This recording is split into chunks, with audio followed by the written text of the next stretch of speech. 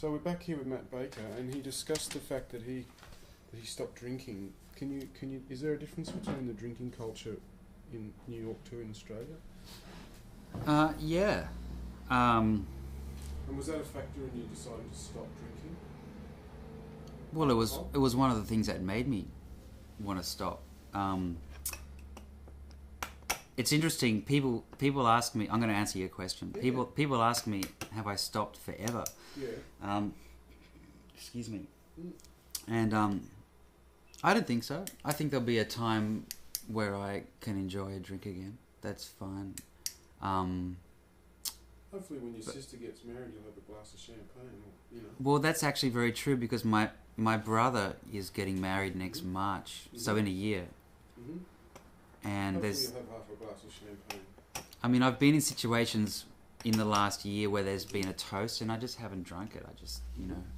But if I get to the place where I'm comfortable drinking again, and someone watches this in 5 years' time, so this is just somewhat temporary.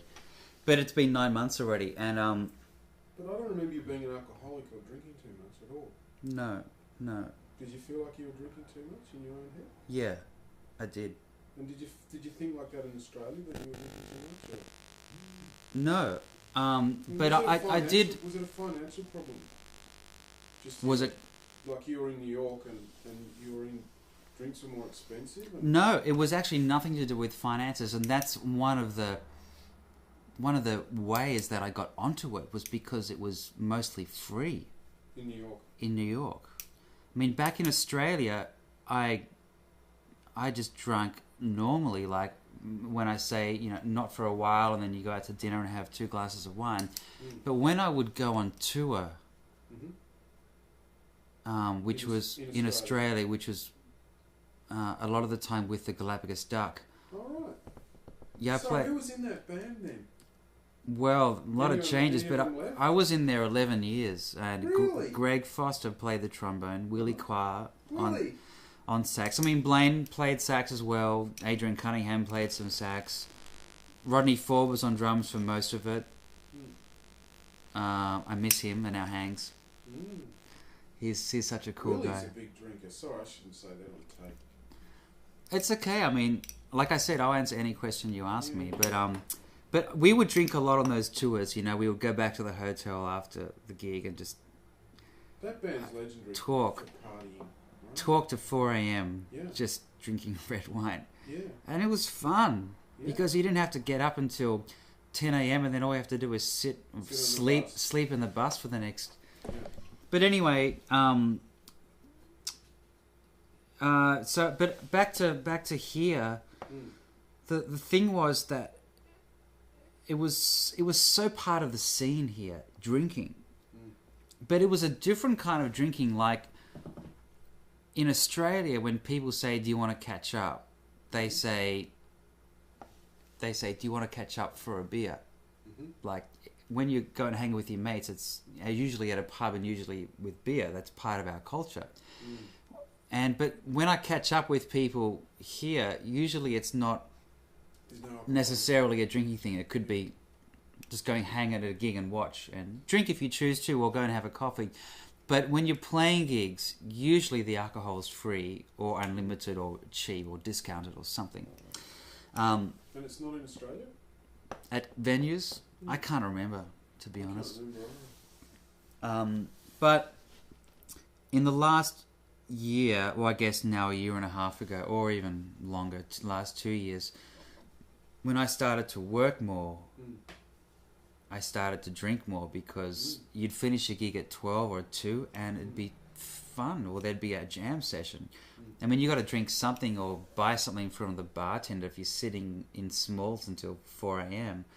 Like, you can't just sit at the bar, you know. So it was never really a conscious decision. It was just part of what you did. You drank. And, you know, I'm happy to say this on camera, but there was, in the last year beforehand, there was rarely a night where I would go to bed without any alcohol in my system. On the couple of nights where I did go to bed totally sober, couple of nights a week, I mean, or maybe once a week, I'd feel really wide awake and would have trouble sleeping. Like, it would feel weird not being drunk.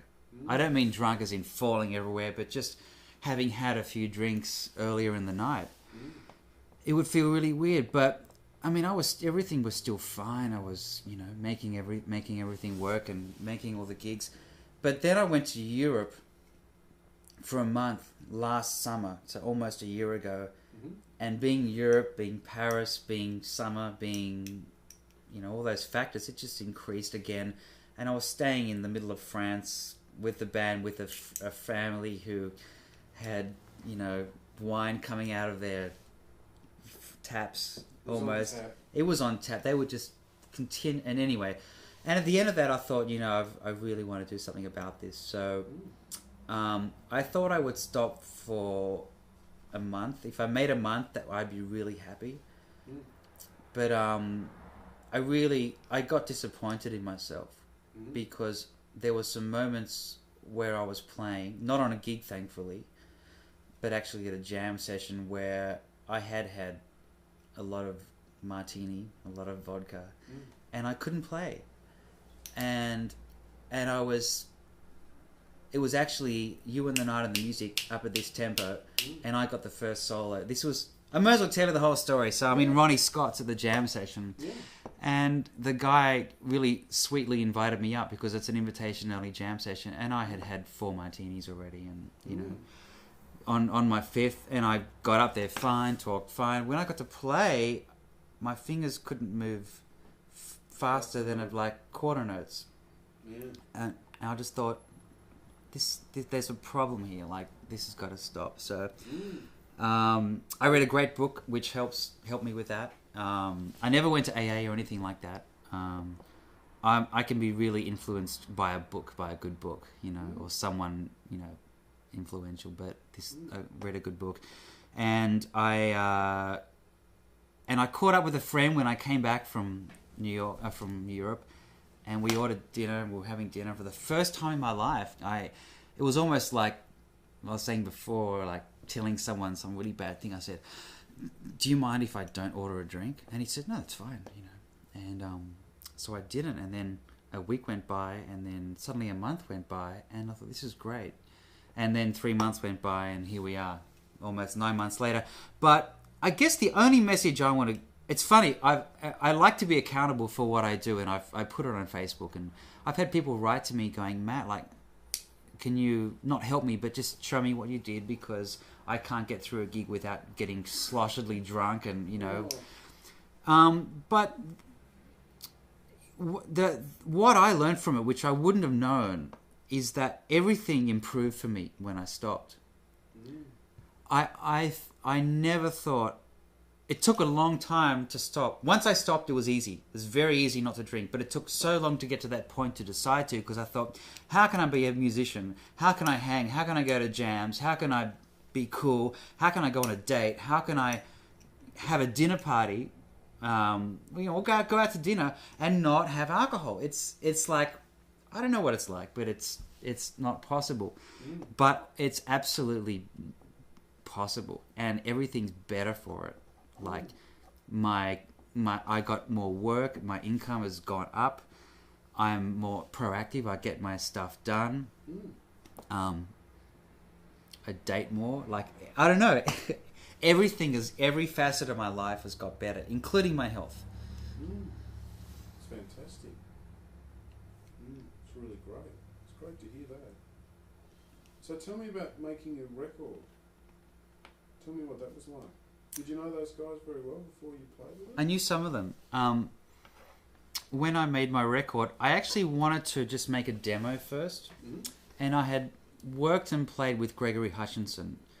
I actually co-produced Brie Carlshaw's album when she was here, which Greg played on, and lots of other great cats. And we met there, although we had met before, and talked about playing together, and then we did a gig together maybe a month later or so. So I wanted to just record with Greg because I love his playing so much, and had loved him for more than a decade before I even moved here. So to be meeting him and playing with him was just a dream. But once I got the studio and the drum and Greg, and I kind of thought, what really is the difference between me making this a new album as opposed to a demo? Like, so I thought, okay, I'm spending a lot of money and all that kind of stuff. So we decided to make it into an album. So I had been hanging a bit with Joe Sanders. I think I played with him. I can't remember. So I got him on bass. Dana Stevens I had seen before and really loved his playing, his sound.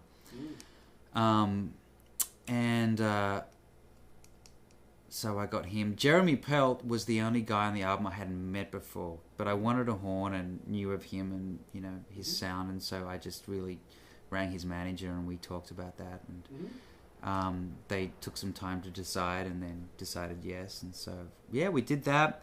We recorded it in a day. The second day was me doing a solo piano piece and some touch-ups, and then a few days mixing and then mastering somewhere else, and then I put it out, I pressed it. So you just basically had one day in the studio with those guys? Yeah. Rehearsal? Yeah, we did. We rehearsed at Greg's place. In Brooklyn? In Brooklyn, yeah. Yeah. So, I mean, we only have there's 7 band songs on the album, so, like, we played from, you know, around noon till 10 p.m, so we got them all done. Yeah. That was all cool. So that was an amazing experience. That experience for me was one of the reasons I moved here, was to have one of those experiences to grow, a growth experience. I mean, I had. What did you learn from it? Well, it's where it pulled me musically that I had never been before.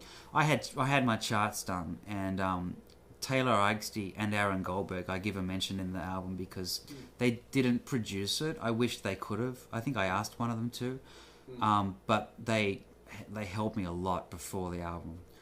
Aaron actually came to the studio after we recorded and listened to some of the takes to post help with it. But Taylor was a really big help with, you know, the composing and the arranging and what instruments would sound good doing what. Point being, I had these beautiful charts written up, and I got to the studio, and the guys, like, let so much of it go and just played how they felt in the moment and created this almighty vibe and sound and feel and different to what I had in mind. And so very quickly I had to let go with a lot of assumptions, or however I thought the music was going to turn out. Of course, when there was like a melody written, they would play it, you know, but really form and feel and what happened, how the songs basically turned out was immensely different. And I had to be humble about it. I would be silly, I would be negligent and ignorant not to be humble about it, to think that these guys playing is a lot better than my writing. So if this is the way they want to interpret the music, let them, and the record's going to sound so much better. I didn't care about the autonomy of going, I wrote what they're playing, and, you know, this is a result of my beautiful arranging, you know, fuck that, you know.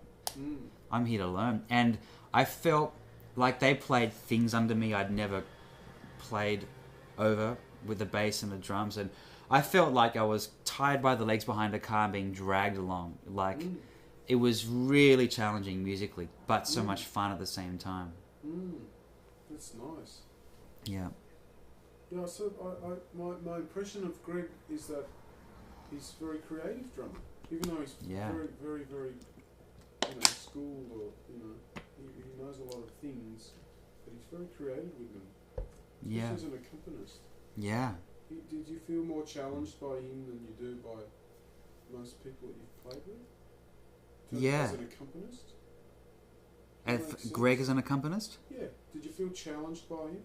Did you feel like that working with him changed how you accompany other people? Yeah. Well, you know, Greg displayed this... Yes.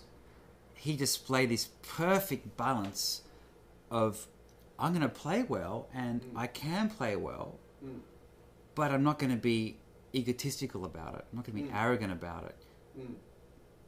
I'm still going to allow the rest of the band or Matt to sound good. Mm. Now, what I don't mean that he played easier, or do you know what I mean? Like just to make me, he played the way he plays, but at the same time, always listening and making sure that we were cohesive rather than, you know, fuck this new guy in town, I'm just going to play, and if he can't keep up, stuff it. You know, yeah, that wouldn't be cool. But that's what I've noticed a lot about the American guys, is that they're so great, yet they're so humble, and so they make you feel an equal to them, you know, rather than having you down there, you know. And there's no need for that. And that's why I feel I've been privileged, not because of me, but because of just living in this city, to play with so many great players, because part of the American culture and the jazz culture is to be humbling like that. Ironically, as confident as they are, but also as humble and warm and sharing as they are at the same time. Yeah, that's interesting, isn't it? It's interesting that those two things can go together at the same time. Being confident and also being humble. Yeah. They almost don't go together, but they do somehow. So you were telling me before that you thought that you had a very different experience here as a tourist as opposed to living here. What were the differences between coming here for a holiday and having to survive?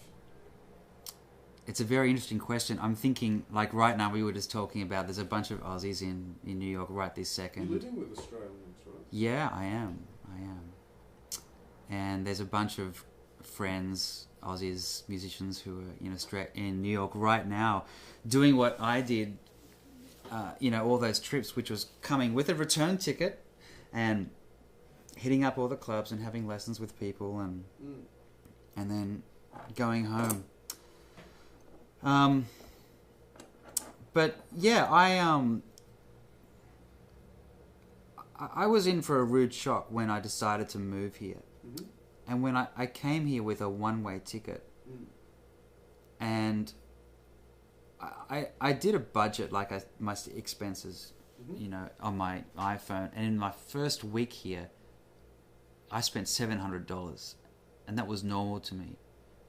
Bunch of dinners, a few gigs, go to the Blue Note or the Vanguard or whatever, and I started to do the simple math, and I was like, how many $700 have I got left in my savings? Not much. So I had to really look at my expenditure very quickly. I'm talking 3 years ago now, but one of the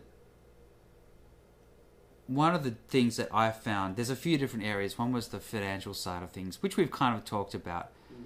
I didn't work for a long time, and nothing really in 3 months other than, I think I probably earned $60 in the first 3 months or something like that. And then a fortnightly church gig for the next couple of months, for which I got the sack for because I didn't want to play for free.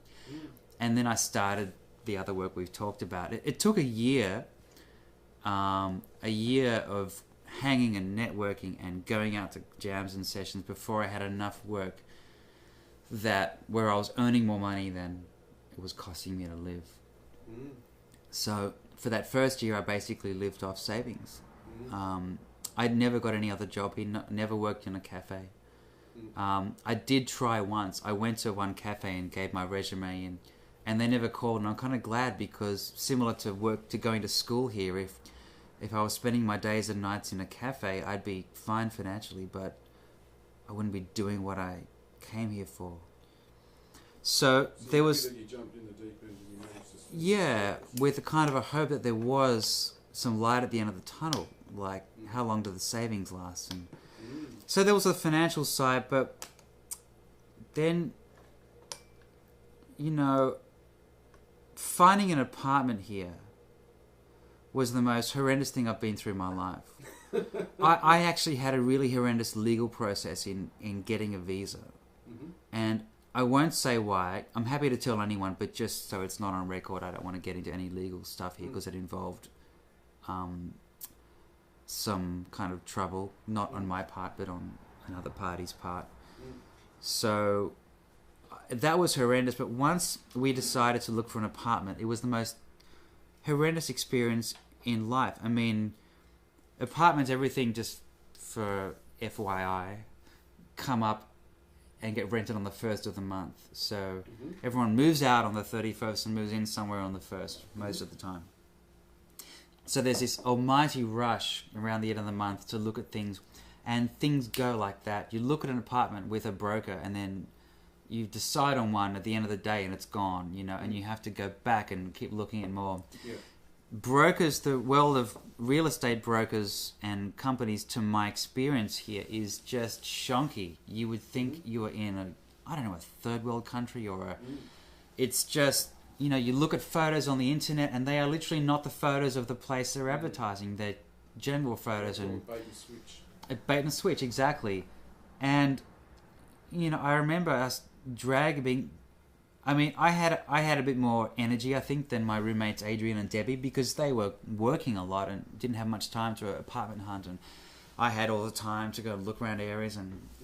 But we were dragging ourselves around, and we finally found an apartment that, you know, once we agreed to it, the broker rang up and said, "I'm so sorry, but I quoted you the wrong price. It's more expensive." And so then we went back and we went, "Do you want to take this?" And I don't remember who said what, but some of us didn't and some of us did.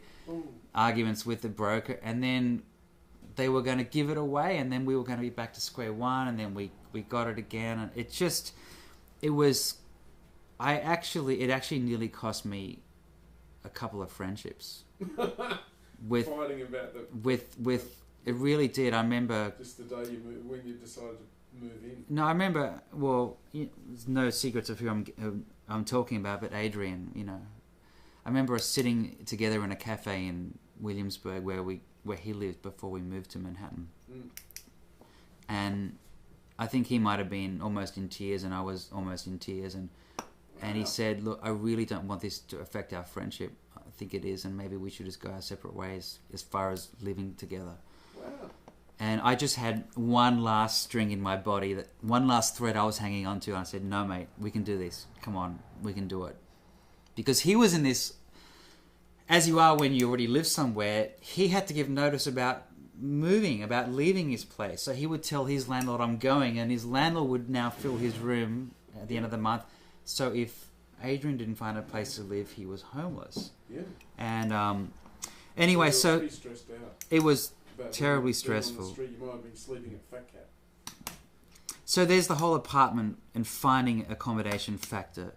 That was something you never have to go when you travel and visit here. Go through when you travel here. And then there's the city, you know. And I love the city because I get to do what I want to do here, and I get to play music and you know, all those kind of things. But if I wasn't doing what I wanted to do, the city really burns you quickly. It's dirty and it's fast, and you get shoved around, and it's really cold when it's cold, and it's really hot when it's hot, and it's really expensive if you're not earning any money. And like it kind of kicks your butt in all directions, and it forces you to start being responsible and taking care of every area of your life. I mean, you can't just go out and spend X, Y, Z, because if you can't make the rent, like, that's trouble. You're in trouble there. If you don't take care of your music, like if you go to a jam session and you can't cut a song or a tempo or a key, they'll kick your butt, you know, and you'll feel like crap. And you know, like, it'll kick your butt. You've got to continually take care of all the different avenues, you know. And you've got to be prepared, because most people who travel and visit here don't work here, don't gig here. They just go and see the great gigs. But when you start out, you've got to be prepared to pay your dues all over again, and maybe never stop paying them, but to leave your ego at the door. I So mean, that's a good question that you've touched on. If you were doing the same things that you're doing now in 10 years' time, would you stay? Would you still be happy to the same gigs? Same gigs, same thing. Is that what keeps you here? The fact that it could get better? Yeah. If nothing changes for me, I think I will have wanted to do something about it before 10 years' time. So I don't think that situation will arise, which is the reason I left Sydney. Australia. Yeah. But I love the gigs I do now. I mean, I'm in a position where I can pick and choose my gigs. No to gigs? I did. I actually said no to a lovely gig last Friday night. Mm-hmm. I won't tell you why, and I won't tell you what the gig is. I can tell you off camera. Mm. But, you know, I do some cheap gigs these days. I do $50 gigs, and I did a gig yesterday where there was actually no pay, and I paid the bass player to be there. We got tips, but so I kind of gave him a guarantee, and if we didn't make the tips, or I just paid him, you know. But I can choose to do that now, you know, because I love the gig, and I love to play with this particular bass player. But I do enough gigs that pay well these days that I'm not forced to do those ones. I mean, I remember a gig when I first arrived here. I did a gig in New Jersey where I took a keyboard and a sound system on the subway for tips. And like, I could have possibly spent the whole night going to New Jersey, keyboard and everything, and come back with $12. This particular person was nice and guaranteed me $35, I think. But anyway, but even to think that, like, when I was in Sydney, like $200 was minimum for a gig, and I know people who won't walk out of their house for less than $200, you know. And gigs paid really well, but that's one of the things you've got to be prepared to do, is leave that side of your ego at the doorstep, living in New York, because it's going to just suck every bit of everything out of you. You're going to be like carrying stuff on the subway, getting pushed around, you know, carrying stuff where there's no elevator, and working all night, as you know all this, and come home with $50 and still have to be obliged to leave the barman a tip. So you come home with 45, and that's right. They don't pay the band, but you have to pay the bartender out of your own pocket. And you know what? The bartender never tips the band. Totally. I remember the that bartender put money in the tip bucket. No, you're right. And then you know what situation I've been in a lot, in that situation where you earn $50 and you leave a tip, is that you play till 2 or something, and you're out in Brooklyn or downtown, and like there's no more subways, or they're every 20 minutes. You just go, I'll just take a cab. So you spend $25 on a cab. Yeah. So, you know, you earn $20 that night. And there's plenty of times, and I remember a defining moment. I like my defining moments. Where after about a year, I was sitting in my room with my girlfriend at the time, and I had my head in my hands, and I almost burst into tears. It sucked me that dry, and I said, I am so sick of not earning any money. Like, this is killing you. It was killing me. Yeah. But those days are gone. Yeah. Yes, they're gone. Well, that's good. Yeah, there's a lot of different gigs out there that I never heard of or saw when I first arrived. And also, on the other flip side of it, I don't really get asked to do the gigs I did when I first came here. Most gigs when I first came here, I had to bring a keyboard and a sound system to on the subway. But most gigs now, there's pianos. There's pianos, so I don't know how that works. It just sort of.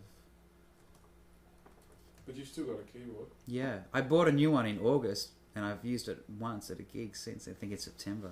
Well, that's cool. So that's a nice sign in that regard. But look, point of all of this only being that it is possible to carve something up here. Like, everyone carves up their own little niche, and like one of the other people you interviewed was saying, it's easy to reinvent yourself and just disappear for a while here. and then. But you're very good at playing the piano. Thank got a you. lot of skills. But you've put a lifetime of work into your craft. I have, but the way this scene works, the way this scene works, because there's so many amazing instrumentalists here, so many great players. But it's a very transient scene. Is people come and go quite quickly. You might be at Smalls and hear a great trumpet, sax, and piano, but you don't know. One of them could be just here on tour. One of them could have moved to New York just for the summer and then he's going back somewhere else. One of them could be here for a year and then go on somewhere else. You really don't know people's story. And so people, that's one of the reasons it took such a long time to get work, was because people needed to know that I was here and I was reliable, as in not leaving town. Yeah. And I remember I used to go to the jam session. I won't say which one, just in case people... But I went to a particular jam session almost every week. And I sat in every time. And after about 9 months, I was hoping to get a gig there. I was hoping that they would one time hire me as in the house band. And one time the person around the session came up to me after 9 months and said, "So Matt, are you living here now?" I went, "Yes." Like, hello? Because so many people come and go, the people have got to know that you're here permanently and see your face. And that's the other thing, is regardless of how good you are, there's so many good musicians in this town. And if you're not around and people don't see you, they don't think about you when they think about gigs and, in my case, piano players. And that's why, like I was saying earlier, I can almost guarantee fruits from my work I put in. If I go out, work will spring from that, because you're now, in the forefront of people's mind. That's cool. We have to wrap it up soon, but yeah, we can wrap it. We've been talking a long time, but I was going to ask you, those other Australians that you live with, they've both been here a bit longer than you. Is that right? Yeah, I'm the youngest in that regard. Did they help you? What did they tell you about how to survive here? Or did they help, or was it just sort of you just hanging out and eating donuts? Was that the they certainly helped, of course.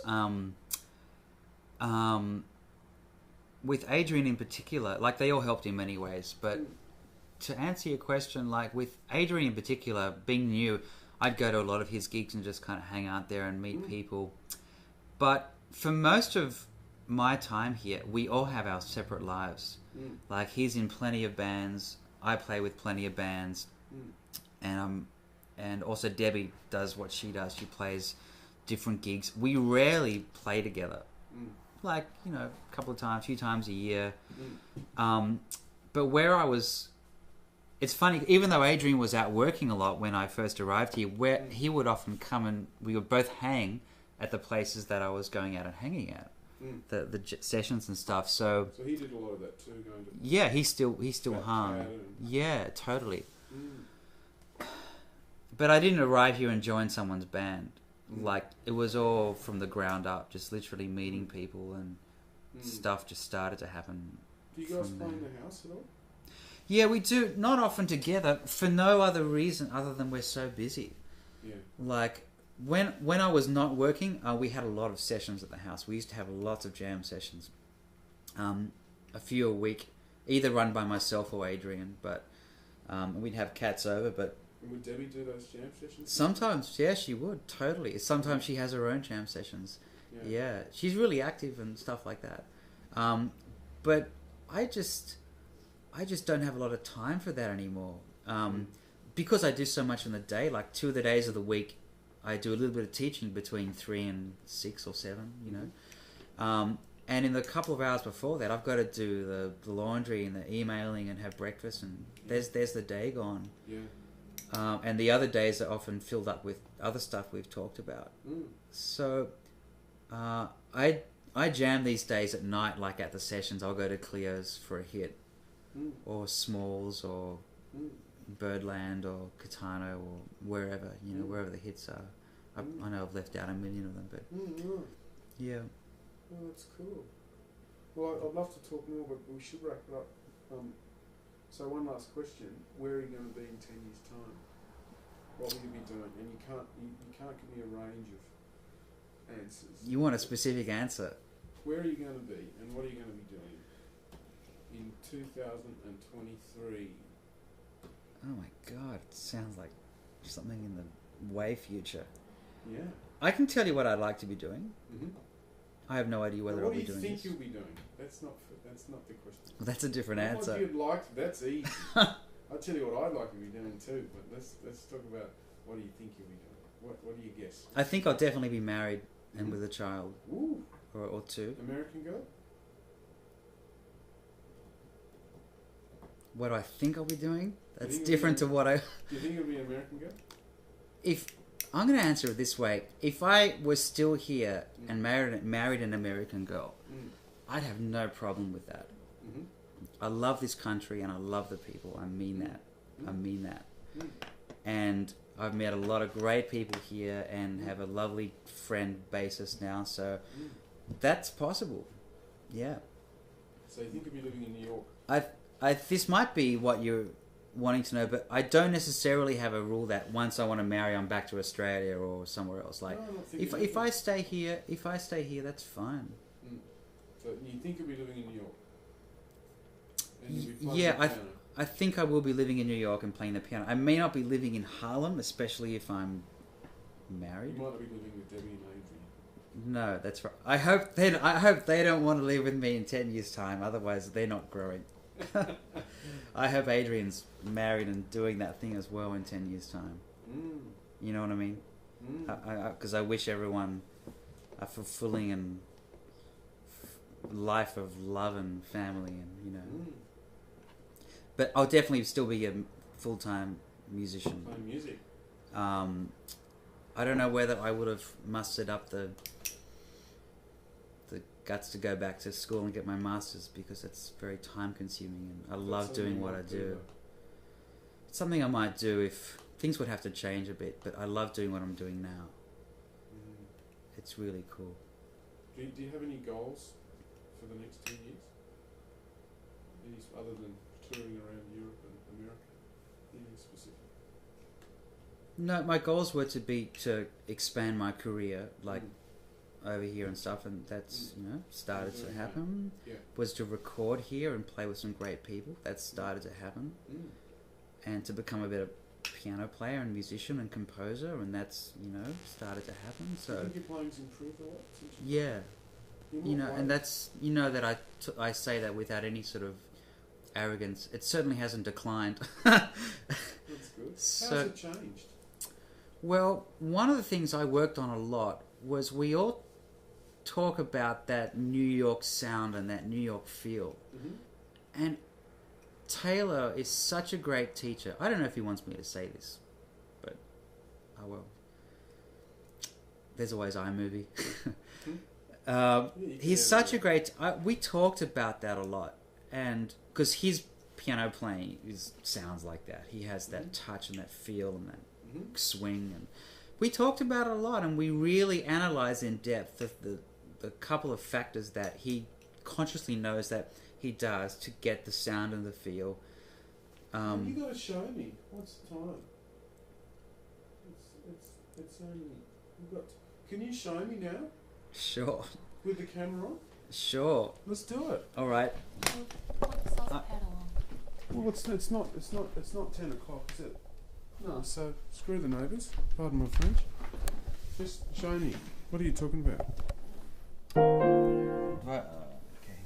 Don't worry about the soft pedal. Okay. Look, it's not going to make any difference. what I'm going to say Yeah. is that this is my interpretation of what I've learned from everyone I've We haven't got all listened night. to. No, I just want to.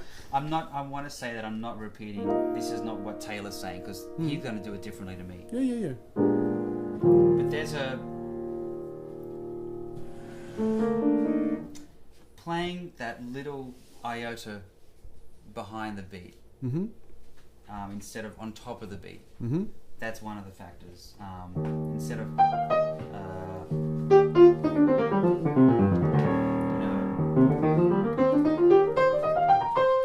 just playing a little bit behind. I guess it's all relative to a metronome. You want to put the metronome on? No. It doesn't matter. We can do that. Where are we at?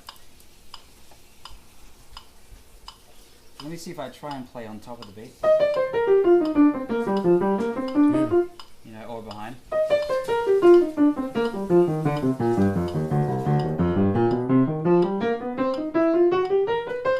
Yeah.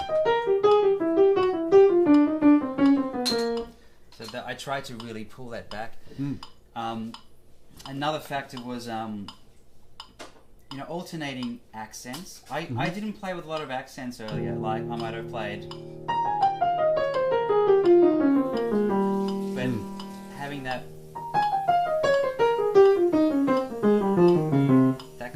kind of thing. And lastly was having a bit more of a staccato kind of touch. So instead of again.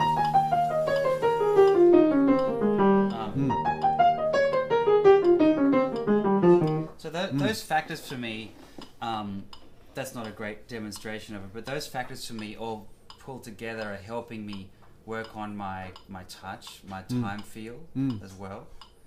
And that sound, that popping kind of, not popping, but just that, that sound. I don't know how to describe it. So talking about rhythm and articulation. Yeah. But what about other things other than that? Other than rhythm? Other than the rhythm, definitely harmony. I've been open to a lot more harmonic choices than I wouldn't have used.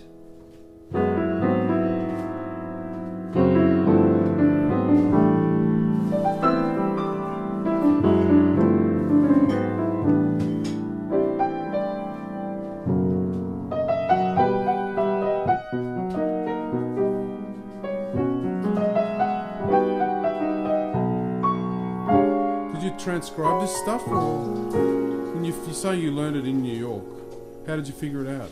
How did you arrive at it?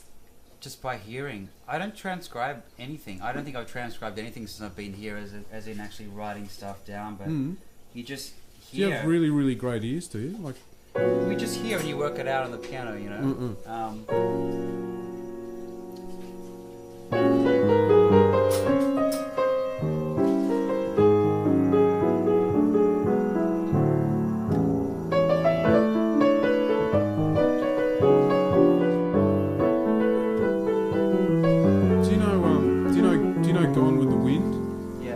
Play that?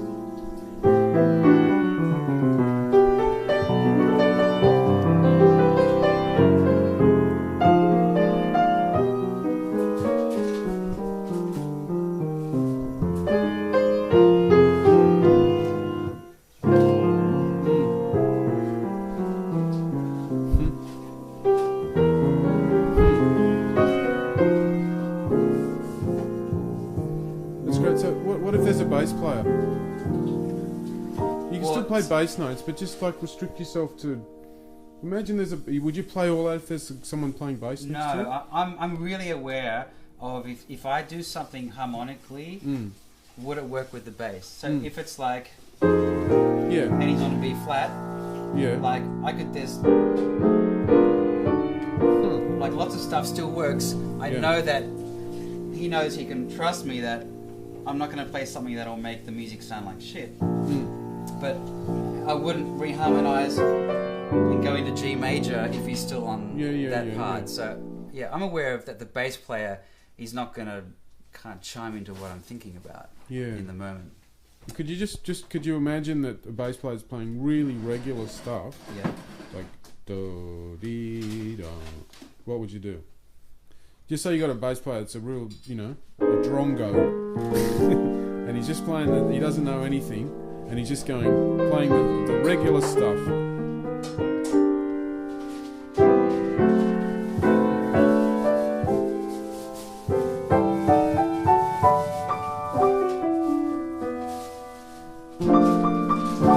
So this is all working over the regular chords.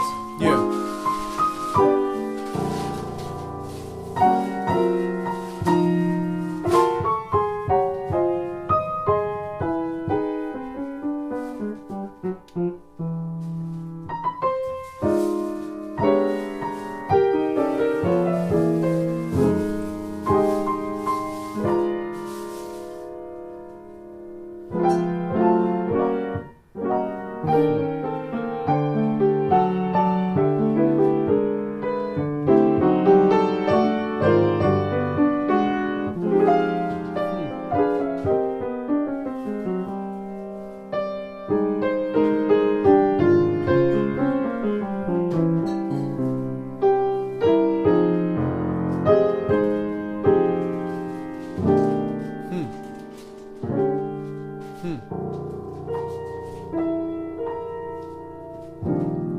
Great. Yeah, Well, excellent, man. We've got to stop the camera. Yeah, totally. Really Bedtime. great. Thank you so much. Thank you. Thank you. Fantastic. Thanks.